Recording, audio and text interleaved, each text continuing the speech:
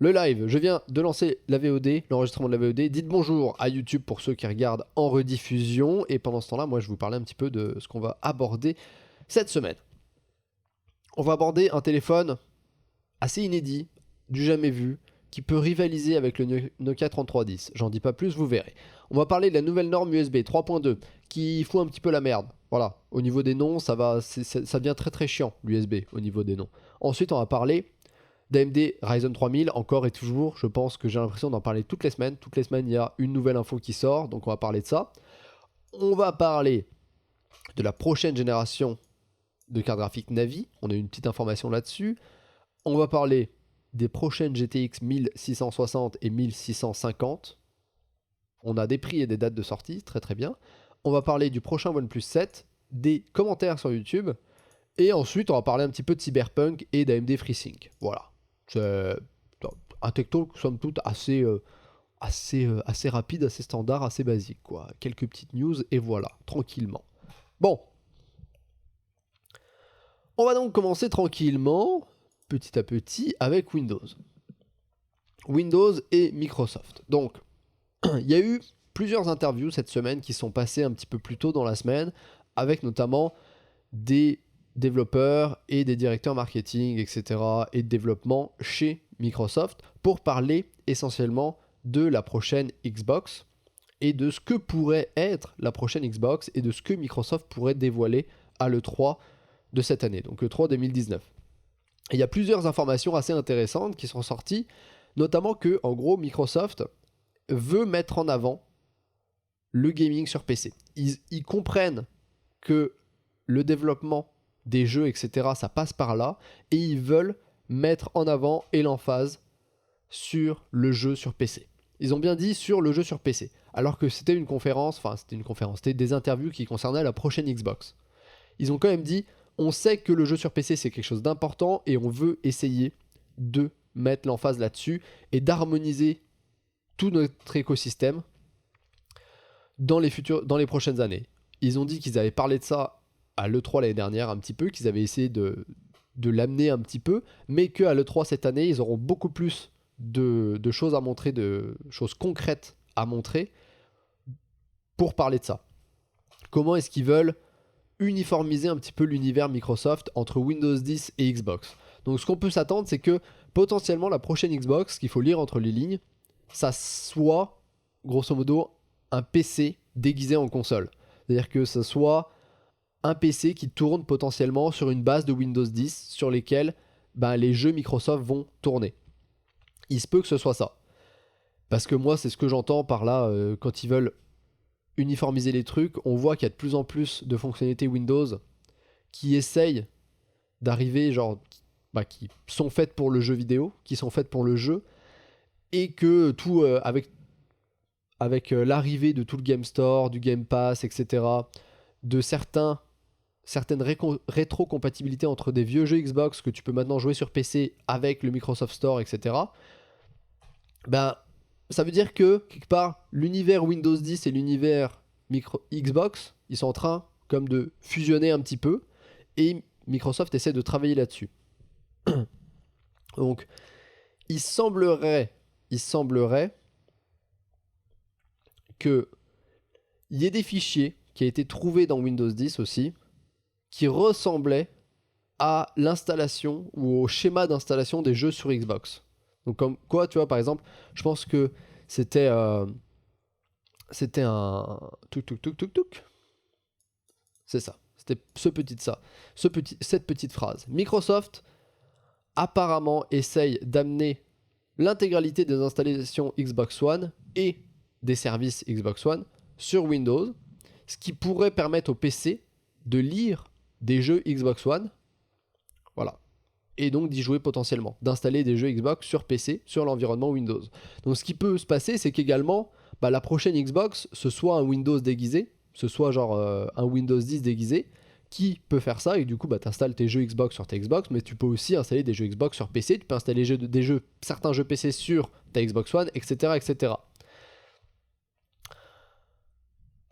À voir en milieu 2019 avec le 3, parce qu'ils ont dit qu'ils allaient en parler plus à ce moment-là. Voilà, voilà. Bon.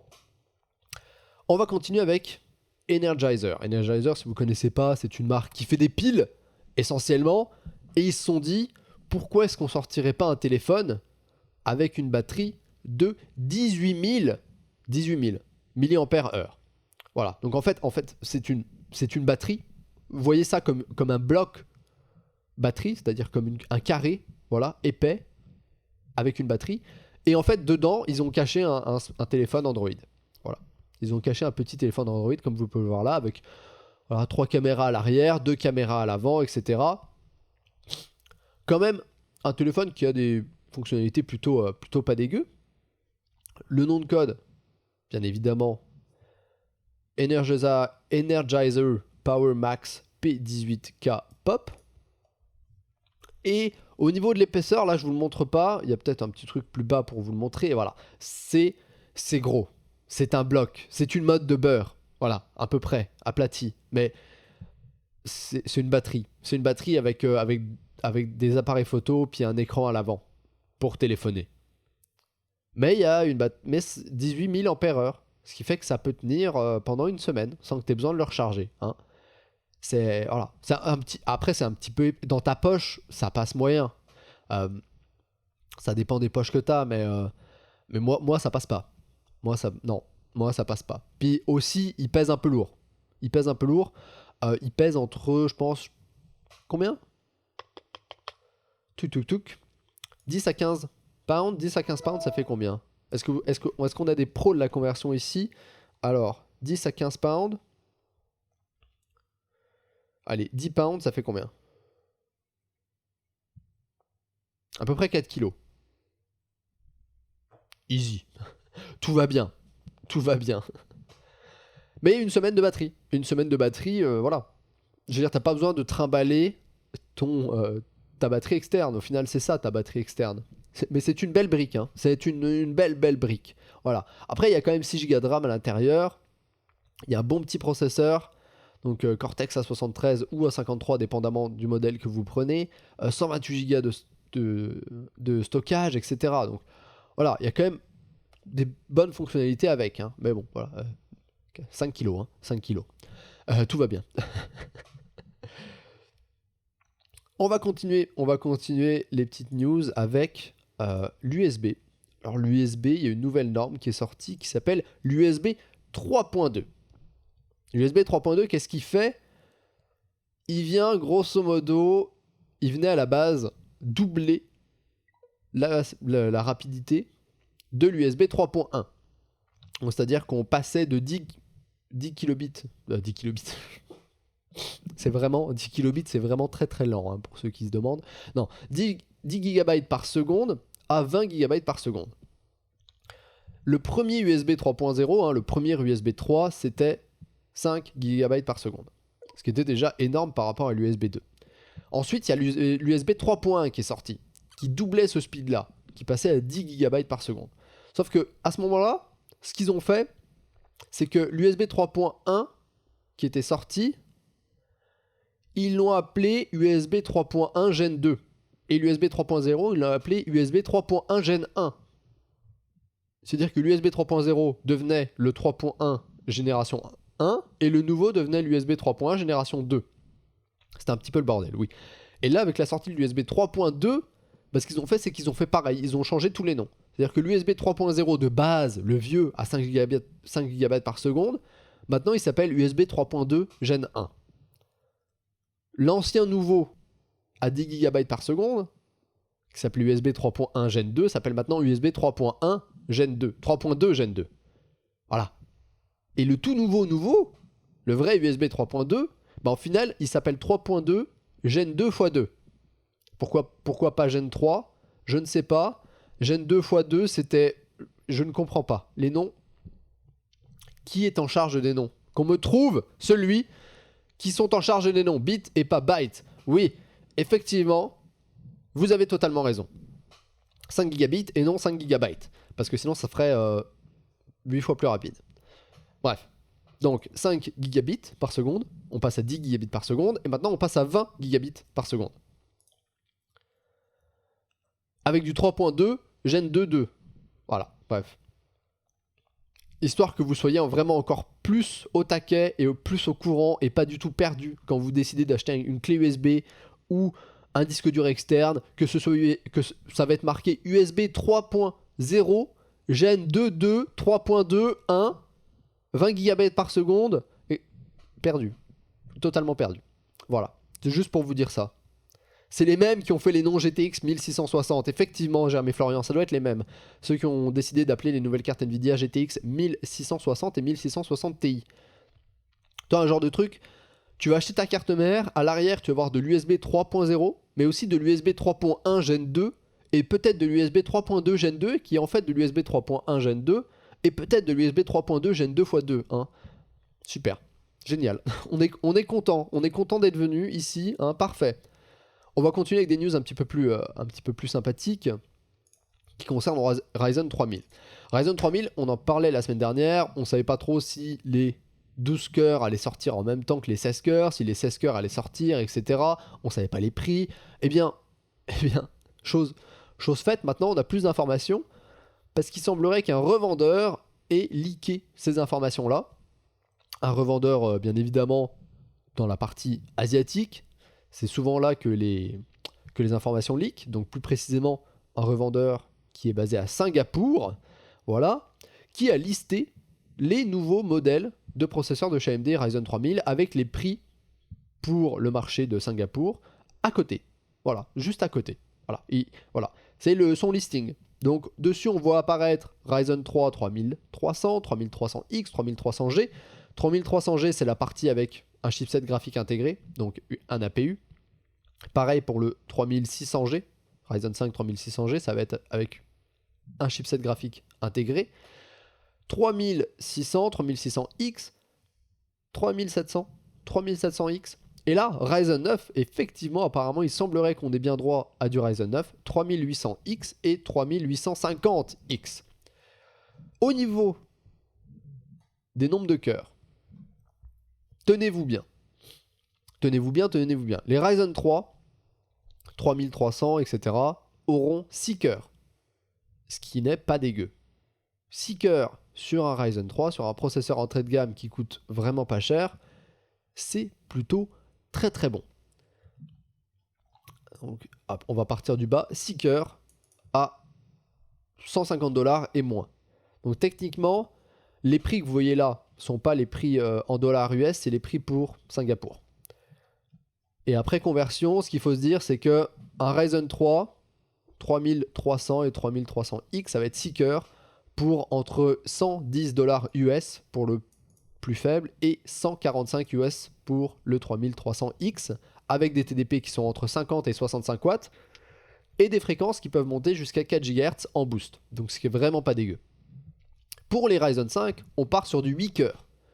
8 cœurs avec effectivement le SMT bien évidemment, qui vont coûter entre $200 US pour le 3600 et 260 US pour le 3600X avec des fréquences qui vont monter encore plus haut 4 GHz, qui peuvent monter jusqu'à 4.5, 4.8 GHz, dépendamment si vous avez le X ou le modèle non X. Le modèle non X, c'est 3.6 de base, 4.4 en boost. Le modèle 3600X, 4 de base, 4.8 en boost. TDP de 95 watts pour le modèle X et de 65 watts pour le modèle non X. Donc, my bad, j'ai tapé dans mon micro, je suis désolé. Donc, on est quand même sur un truc vraiment pas dégueu. Là, on balance encore plus sur les trucs intéressants. Les Ryzen 7 3700 et 3700X. 12 cœurs, 24 fils de calcul.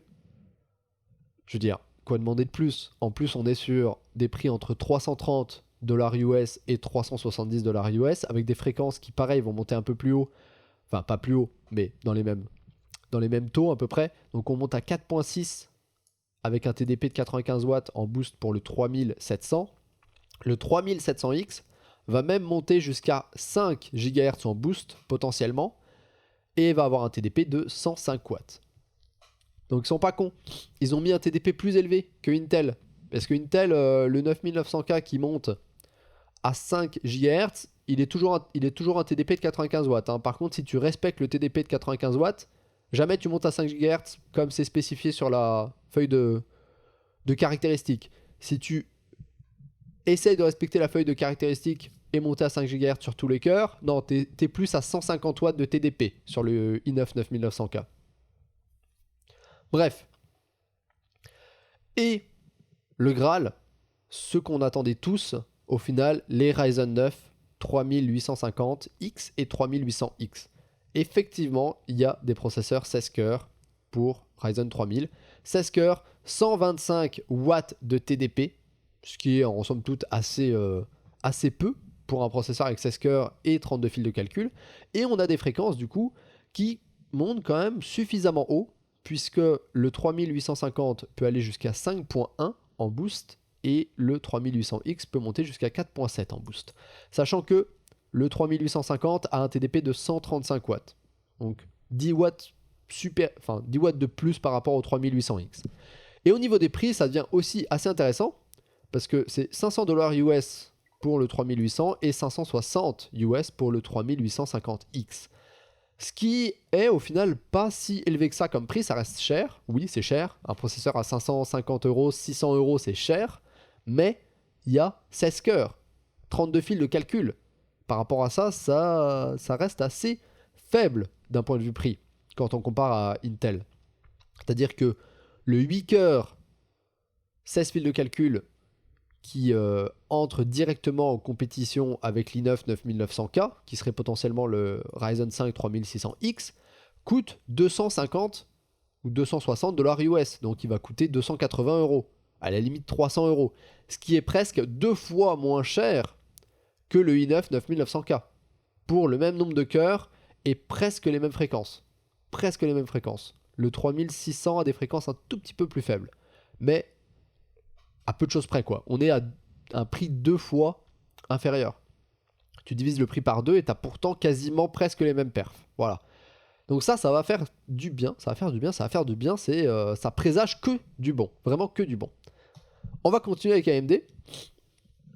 Un autre truc qui présage du bon, c'est que pour leur prochaine carte graphique Navi, donc les RX Navi qui vont sortir plus tard, hein, on ne sait pas exactement quand dans l'année elles vont sortir, mais elles sont en production, etc. Elles sont en train d'être faites. Il y aura également une feature qui est disponible sur les cartes Nvidia Turing, qui est le Variable Rate Shading, donc les shadings à taux variable.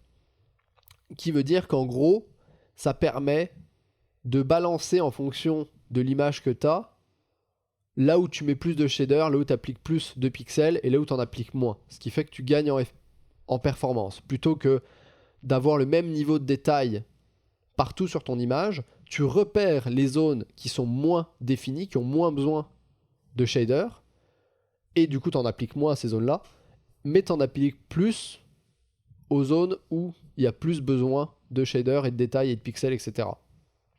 En gros, c'est comme si tu as un mur complètement plat et à côté un truc hyper défini, genre une horloge, bah le mur, plutôt que d'appliquer la même quantité de shader à toute cette scène, que ce soit le mur ou l'horloge, bah du coup le mur qui est un truc blanc, uniforme, sans rien dessus, tu vas appliquer beaucoup moins de shader dessus, mais tu vas mettre le focus et les performances sur l'horloge qui du coup elle va être mieux définie, etc.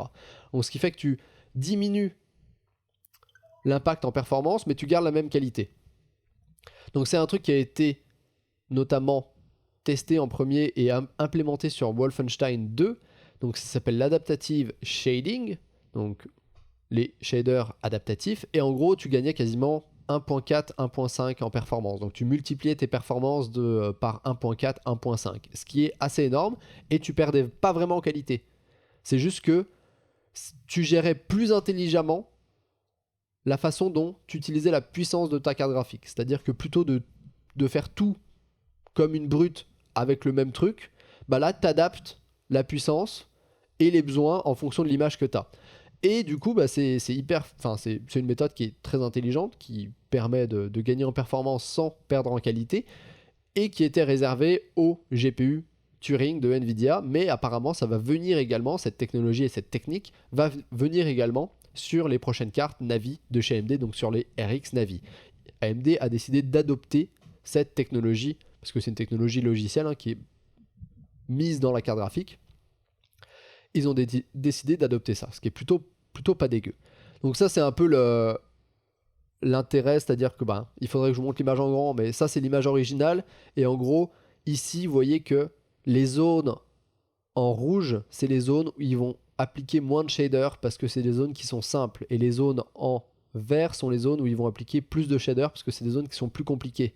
Et ce qui veut dire que, en gros, tu prends l'image, tu l'analyses, et en fonction des complexités des zones, tu vas appliquer moins de shaders à différents endroits. Et au final, tu as une image qui est de la même qualité que l'image originale. Bref, une technologie très intéressante qui va donc être adoptée par AMD également. Voilà. Oh, j'aurais pu vous lire ce petit truc là, mais au final, c'est juste la traduction en anglais de ce que je viens de vous dire. Voilà. Alors, ensuite, autre news par rapport à AMD, on parlait la semaine dernière de qui coupait les prix sur les RX Vega 56, qui descendait les prix de ces cartes-là de quasiment $100 presque, en les passant de 300, je pense de 399 à 300 ou 299, quelque chose comme ça. Il semblerait qu'AMD va également encore couper les prix et descendre les prix d'autres cartes graphiques, des RX 590 et RX 580, histoire de les vendre un petit peu mieux et devenir encore plus concurrencer Nvidia, parce que Nvidia a sorti la 1660 Ti, qui vient concurrencer parfaitement la RX 590 par exemple, et qui se place à peu près au même prix. Donc AMD s'est dit non, on va descendre nos prix histoire d'offrir une offre plus alléchante pour les gens qui choisiraient des RX 590 et 580. Donc les prix pourraient être de $230 US pour la 590 et $200 pour la 580. Ce qui est plutôt des bons prix au final. Plutôt des très bons prix, je vous dirais. Parce que là, ça descend quand même le prix de quasiment 30 ou $40 sur chaque carte. Voilà. Ça descend le prix de quasiment 30 ou $40 sur chaque carte, ce qui est vraiment pas dégueu, et ce qui du coup vient mettre un coup dans l'aile de la 1660 Ti. Donc ça devrait arriver dans je pense, la prochaine semaine ou les prochaines semaines. Il n'y a pas de date exacte, mais apparemment les prix vont baisser. Voilà. Et en plus, comme vous le dites sur le chat, il y a 3 jeux qui sont offerts avec ces cartes. Donc c'est vraiment pas dégueu. 3 jeux nouveaux, Devil May Cry 5, Resident Evil 2 et The Division 2 qui sont offerts avec les cartes. Donc quasiment, vous achetez une carte à 230€, 240€, on vous offre 3 jeux avec 9 qui valent déjà de base 180 balles. C'est plutôt des bons deals. AMD, ils font des bons deals. Au niveau des jeux, ils arrivent à faire des bons deals. Et Lian Pin, en fait, c'est un optimal shading. Si on veut, ça ressemblera à ça. C'est faire le shading, la technique d'avant, là, les shadings à taux variable, ça revient en fait à faire du shading de manière plus optimisée. Effectivement. Bon, on va passer maintenant sur des news qui concernent Nvidia. Je vous en parlais la semaine dernière. La 1650 va sortir. Elle a effectivement été teasée, annoncée. Elle aura 4 Go de GDDR5. On se posait la question si ça serait de la GDDR6, etc. Non, ça va être 4 Go de GDDR5 qui vont tourner à 8 gigabits par seconde et qui va coûter $180 US et être lancé en avril. Donc voilà un peu les premières specs qu'on a par rapport à cette carte. 4 Go, GDDR5, une fréquence de base à 1400 MHz, une fréquence de boost, je pense qu'on ne l'a pas, mais je pense que ça va monter à 1500, 1600, certainement quelque chose comme ça. Voilà. Et qui devrait arriver en avril. Donc clairement, je pense qu'elle va essayer de venir remplacer tout bonnement la GTX 1050 et 1050 Ti. Donc c'est clairement le but de cette nouvelle carte, tout en apportant les nouvelles fonctionnalités de l'architecture Turing. Donc par exemple, le Variable Rate Shading, le nouvel encodeur, etc. et plein d'autres petits trucs comme ça. On va parler dates, parce qu'au final, je vous en parle, mais on a aussi les dates. Mais aussi pour la GTX 1660. On a les dates et les prix. Donc la GTX 1660, qui est une variante un petit peu moins performante que la 1660 Ti, va sortir le 15 mars, donc dans 12 jours, au prix de $230 US. Voilà. Et la GTX 1650 va elle sortir le 30 avril, donc quasiment un mois et demi après, au prix de 180$. Voilà. Donc vous avez, si vous voulez vous faire un PC, vous pouvez encore attendre un petit peu. Il y a une GTX 1660 qui sort dans 15 jours pour 230€. Et il y aura une carte encore un peu plus entrée de gamme, 1650, qui va sortir fin avril pour 180€. Donc on a à peu près la gamme complète pour l'instant des cartes Turing, avec le modèle 2600 qui est le modèle avec le ray tracing, etc. On a la version un petit peu moins puissante, sans ray tracing, etc., qui est la 1660 Ti, 1536 Q d'accord à la place de 1920. La 1660 aura 1280 Q d'accord techniquement, également 6 Go, mais on pense que ça va être techniquement de la GDDR5 et pas de la GDDR6. Et la 1650 qui aura 4 Go de GDDR5 avec, on ne sait pas encore combien de Q d'accord, mais on a une idée sur les fréquences. Voilà. Donc Nvidia va proposer une gamme assez complète, donc pour renouveler toutes les cartes de la série 10 par des cartes Turing avec 1650, 1660, 1660 Ti et après toutes les cartes avec le ray tracing. Voilà. Voilà. Bon. Le OnePlus 7, on en parlait la semaine dernière et on a encore un petit peu plus de leaks, notamment par rapport au design du téléphone et pas vraiment de ses caractéristiques, mais plus au design extérieur de du téléphone et de ce qui peut, de certaines features qu'il pourrait avoir grâce à ce design-là. On a un mec qui a posté une vidéo qui est un espèce de rendu 360 du téléphone, que je vais vous montrer vite fait, sur lequel on peut voir en gros un écran qui prend quasiment toute la face avant du téléphone. Voilà. Les petits boutons sur le côté qui sont propres à OnePlus 3, comme d'habitude. Pas de port jack, mais un port, encore une fois, USB-C pour la recharge, etc. Les speakers, mais pas de port jack. Une caméra qui apparemment se slide. Une caméra frontale qui, du coup, est un petit bloc qui slide sur le haut, comme sur, je sais plus quel autre téléphone qui est sorti en 2018. Je sais plus c'était lequel exactement. Je pensais que ça allait être une caméra sous l'écran. J'espérais que ça allait être une caméra sous l'écran. Ils ont été les premiers, ou presque les premiers, à démocratiser le capteur d'empreinte digitale sous l'écran. Je me suis dit, allez, ils vont nous faire un capteur photo frontal sous l'écran, ça serait génial. Et il se peut que ce soit pas ça, que ce soit juste une caméra frontale qui monte. Voilà. Donc pour l'instant on en est là. Par contre, il semblerait, la vue arrière nous montre qu'il semblerait qu'ils augmentent un petit peu la qualité de leur appareil photo à l'arrière, puisqu'il y aurait 3 capteurs photo plus le flash, alors que pour l'instant je pense qu'il n'y en a que 2. En attendant, ça reste un téléphone qui est hyper joli, notamment parce que la façade avant est juste un écran, il n'y a pas de notch, il n'y a pas de bullet hole comme sur le Galaxy S10, etc. Donc j'ai hâte de voir ce téléphone quand il va être annoncé en juin, parce que les OnePlus sont toujours le OnePlus 6, OnePlus 4, OnePlus 7, la version standard est toujours annoncée en juin, et la version T est toujours annoncée 6 mois après, en novembre-décembre. Souvent en novembre, voilà. Donc j'ai hâte de voir ce que ça va donner. On va continuer avec les commentaires YouTube. Est-ce que j'ai une bonne... Ouais. En gros, je sais pas si vous êtes au courant, mais il y a beaucoup de vidéos sur YouTube et des réseaux de pédophilie, de pédopornographie, etc. qui pullulent sur YouTube, avec beaucoup de vidéos notamment de jeunes, parce que YouTube est une plateforme où il y a beaucoup de vidéos d'enfants, donc que ce soit des chaînes Studio Bubble Tea, etc., ou des chaînes, on va dire, personnelles, donc des familles qui font des vidéos de leurs enfants, etc., à la gym et tout, machin, bref, et qui les mettent sur YouTube. Pas forcément pour que tout le monde les voit, mais pour que les amis les voient, la famille les voit, etc. Il y a beaucoup de vidéos au final d'enfants, et YouTube est vraiment, vraiment beaucoup. C'est un énorme marché sur YouTube. Autant que Minecraft, peut-être, même plus.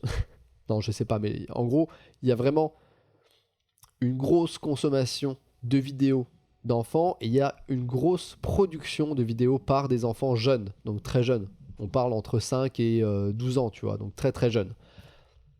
Je vous recommande d'aller voir si vous ne connaissez pas le phénomène et vous ne savez absolument pas de quoi je parle. Je vous conseille d'aller voir les 2 vidéos qui ont été faites par le roi des rats, bien évidemment, qui en parlent j'allais dire de long en large en travers, non, parce qu'il aborde pas tout le problème, il essaie de rester assez concis, mais il parle à peu près de tout ce qu'il faut savoir sur ce problème qu'a YouTube. Voilà.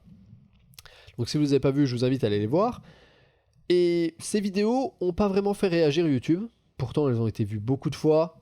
Y a des gens qui ont essayé de se mobiliser, etc. Mais YouTube n'a jamais pris de mesures contre ces réseaux de pédopornographie ou de pornographie infantile, on va dire.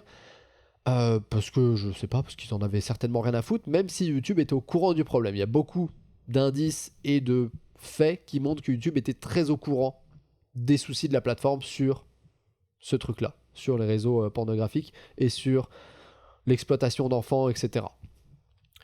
Et en fait, le truc qui a débloqué un peu cette situation, c'est une autre vidéo qui a été faite par un Américain qui, lui, a beaucoup plus buzzé, a été relayé par d'autres médias, etc. YouTube a rien pu faire, en gros, ça a explosé. Je pense que les vidéos du Roi des Rats qui étaient en français avaient un impact bien moindre par rapport à une vidéo anglophone, que YouTube a réussi quelque part à étouffer l'affaire, qui se sont dit, ça reste marché français, pas grand monde va en parler, etc. Alors que là, du coup, c'est un YouTuber américain qui en a parlé et ça a explosé partout. Le mec s'appelle Matt Watson, il fait des vlogs, etc. Bref, il fait des vidéo-blogs où il parle un peu de sa vie et tout et tout. Et en gros, il a fait une vidéo sur la pédopornographie et les pédophiles et les réseaux de pédophilie sur YouTube et l'abus des enfants sur YouTube, etc. Là, ça a explosé partout et YouTube a été obligé de prendre des mesures parce qu'en fait, comme les médias ont relayé cette vidéo, les annonceurs de pubs qui payent YouTube pour passer leur pub, Coca-Cola, etc. Bref, tous les gens qui annoncent et qui payent YouTube pour avoir des pubs sur YouTube ont commencé une nouvelle fois à se retirer, à dire ok, si YouTube a des vidéos comme ça et ne fait rien pour contrer ces réseaux de pornographie et de pédopornographie, eh bien nous, on va arrêter de payer YouTube et on va enlever nos pubs de YouTube. C'est ce qui s'était passé il y a déjà un petit moment avec PewDiePie, quand il y avait une vidéo qui avait fait une petite polémique, grosse polémique autour de PewDiePie, et qu'il y avait des annonceurs qui avaient décidé de se retirer. YouTube avait genre perdu des milliers et des milliers de dollars. Milliers, je dis milliers, mais c'est plutôt des millions et des millions de dollars, voire même des milliards de dollars. Par exemple, je pense que Coca-Cola s'était retiré et avait dit non, on passera plus aucune pub sur YouTube. Voilà. Et là, c'est un énorme manque à gagner pour YouTube. Et bien là, c'est le même phénomène qui s'est passé, grosso modo. Les annonceurs ont dit non, on va commencer à se retirer. On va arrêter de mettre nos pubs et de payer YouTube pour passer nos pubs. Et là, YouTube était en mode genre, oh mon Dieu, c'est la fin du monde. Il faut qu'on fasse quelque chose pour que les annonceurs reviennent. Parce que sinon, là, on perd des millions de dollars encore une fois. Et on n'a pas envie que ça arrive. Donc du coup, YouTube a pris des mesures. Essayé de prendre des mesures en tout cas. Et ils ont supprimé, par exemple, plus de 400 chaînes YouTube qui, grosso modo, faisaient la promotion de ces chaînes pour enfants via... Enfin bref, ils créaient des listes de lecture à utilisation pédopornographique pour que, en gros, tu trouves la liste, tu trouves une vidéo, ça te ramène sur une autre vidéo, etc. Enfin bref. Il y a vraiment des gens bizarres qui sont sur YouTube. C'est-à-dire qu'en plus, l'algorithme n'aidait pas parce que tu trouvais une vidéo qui était un petit peu à caractère pédopornographique ou pédophile. Avec l'algorithme de YouTube, comme tu en as trouvé une, l'algorithme te recommandait d'autres vidéos qui étaient semblables. Ce qui n'aidait pas vraiment du tout. Le pédophile qui allait sur YouTube, il trouvait une vidéo qui était un petit peu à caractère sexuel d'un enfant. YouTube, avec son algo, lui en recommandait 20 autres. Du coup, de fil en aiguille, t'avais toujours des vidéos comme ça à regarder. Ah, c'est un bonheur pour un pédophile, YouTube, du coup.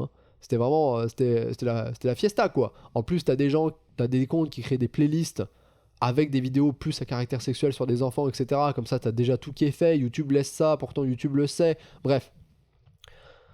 Suite à ce problème-là, YouTube a dû prendre des mesures. Ils ont banni et supprimé 400 comptes. Ils ont enlevé des dizaines et des dizaines, voire même des centaines de vidéos d'enfants. Et en plus, ils ont désactivé l'intégralité ou presque l'intégralité des commentaires sous les vidéos dans lesquelles des enfants apparaissent. C'est-à-dire toutes les chaînes où c'est des enfants. Donc, je je pense que c'est Studio Bubble Tea ou d'autres chaînes américaines où c'est des enfants qui sont mis en avant pour déballer des jouets, etc., ou des enfants qui font des mises en scène et tout, et bien tous les commentaires sur ces vidéos sont désactivés à l'heure actuelle. YouTube a dit on désactive tout, et il y a certaines chaînes où en plus la monétisation est désactivée. Donc ils ont shut down, ils ont essayé de prendre des grosses mesures cette fois-ci. En même temps, il y avait plein d'annonceurs comme Epic Games, ATT, qui est un gros service de télécommunications aux États-Unis, qui ont commencé à se retirer, qui ont dit genre non, nous on veut plus mettre de pub chez vous. Et donc YouTube a dû réagir. Voilà. Qu'est-ce qu'ils ont fait d'autre ? Bah, c'est déjà pas mal. Supprimer beaucoup de comptes, je pense qu'ils continuent à en supprimer. Supprimer beaucoup de vidéos. Désactiver tous les commentaires sous les vidéos dans lesquelles c'est des enfants qui sont mis en avant. Plus désactiver la monétisation sur les chaînes les plus critiques, on va dire. C'est-à-dire que Studio Bubble Tea, au final, il déballe que des jouets, quoi. Donc ça a beau être un petit peu controversé, c'est pas comme si c'était des mises en avant à caractère sexuel des enfants, non. Donc du coup, je pense qu'ils ont toujours la monétisation, mais sous leurs vidéos, les commentaires sont désactivés. Voilà. Par contre, les chaînes un petit peu plus tendancieuses, ils coupent la monétisation et en plus, ils coupent les commentaires. Donc c'est une bonne chose, c'est une bonne chose, c'est une bonne chose. MDR avec son corps, Squeezie s'est fait ban. Lol. Le taunt gratuit. Bon, on va continuer ce petit tech talk avec deux autres news qui concernent des petites news tranquilles. Une qui peut vous faire plaisir, c'est qu'on a quelques nouvelles sur Cyberpunk 2077. Il y a notamment, donc il y avait les 48 minutes de gameplay qui avaient été montrées lors de la Gamescom l'année dernière. Ce qu'il faut savoir, c'est que apparemment, ça a été confirmé, le jeu aura droit à une expo lors de l'E3 2019. On ne savait pas si on allait en entendre parler prochainement, etc. On n'avait aucune info par rapport à Cyberpunk 2077 depuis la Gamescom de l'année dernière, qui était il y a un petit moment, quoi, il y a longtemps, quoi, où ils avaient montré un long trailer de gameplay, enfin trailer, c'est pas un trailer, une longue séquence de gameplay. Et après ça, c'était le vide absolu, on n'avait pas une news, et là, on sait qu'à l'E3 2019, on va entendre parler de Cyberpunk 2077. Donc tenez-vous prêts, on espère avoir une date, j'espère avoir une date, mais en tout cas, je pense qu'on en saura plus, et ils vont dévoiler pas mal de choses lors de cette E3. Le dernier truc dont je voulais vous parler, c'est AMD, une nouvelle fois, qui sort une mise à jour de sa démo pour FreeSync et l'HDR10. Donc en gros, il y avait une démo chez AMD qui s'appelait Windmill. Quand tu avais un écran FreeSync, ça te permettait de voir un peu la différence avec FreeSync et sans FreeSync, et de voir si ton FreeSync était bien activé sur ton écran. Ça s'appelait AMD FreeSync Windmill, je pense, donc comme turbine, parce qu'en gros c'était une éolienne qui tournait, essentiellement. Et du coup, ils mettent à jour cette démo-là pour FreeSync 2.0, et qui en plus va inclure l'HDR. Donc l'HDR, c'est le High Dynamic Range. Donc il y a une technologie qui peut être implémentée aussi dans les écrans qui permet d'avoir plus de contraste, des blancs plus blancs, des couleurs un peu plus vives, des noirs plus noirs, etc. Donc cette démo a été faite avec l'Unreal Engine 4 et en gros, elle améliore un peu FreeSync. Enfin, c'est pas qu'elle améliore, c'est que le FreeSync 2.0 améliore FreeSync et cette démo permet vraiment de bien tester pour voir si vos écrans sont calibrés de façon optimale et offrent la meilleure technologie possible. Voilà. En gros, si vous l'utilisez, la démo permet également de tester l'HDR sur votre écran, blablabla. Et je vais essayer de vous la mettre en meilleure qualité. Mais vous voyez ici, il y a du tearing qui se passe. En bas, pas de tearing. C'est assez visible. C'est assez visible.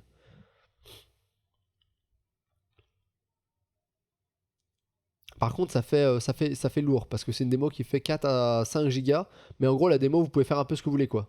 Vous pouvez vous déplacer dans la démo comme vous voulez. Et grosso modo, c'est censé tester les capacités FreeSync de votre écran. Donc voilà, tous ceux qui ont des écrans FreeSync, vous pourrez bientôt télécharger cette démo et la tester pour voir si votre écran est un écran de bonne qualité. Bref, je pense que c'était tout pour cette semaine. Voilà. J'espère que ça vous aura plu. N'hésitez pas à liker si vous avez liké, disliker si vous avez disliké. Laissez vos questions, remarques en commentaire. Voilà, beaucoup de news par rapport à Ryzen 3000, des trucs assez intéressants par rapport à AMD, par rapport aux prochaines cartes Nvidia. Les commentaires YouTube, très bonne chose. Mais je trouve ça dommage que YouTube ait dû attendre que des annonceurs se rétractent de leur plateforme pour prendre des mesures. Je veux dire, ils sont au courant du problème. Euh, Ils savent que c'est un truc qui est grave. La pédopornographie et la pédophilie, c'est pas des sujets à prendre à la légère, surtout quand en plus on sait qu'ils sont au courant. Mais non, pour prendre des mesures et essayer de contrer le problème, il faut qu'on touche à leur argent. Et ça c'est casse-couille quoi. Genre le seul moyen de les faire réagir, c'est de toucher au porte-monnaie. Voilà. Bref. Bon, et en attendant, comme d'habitude, moi je vous dis à ciao, bonsoir.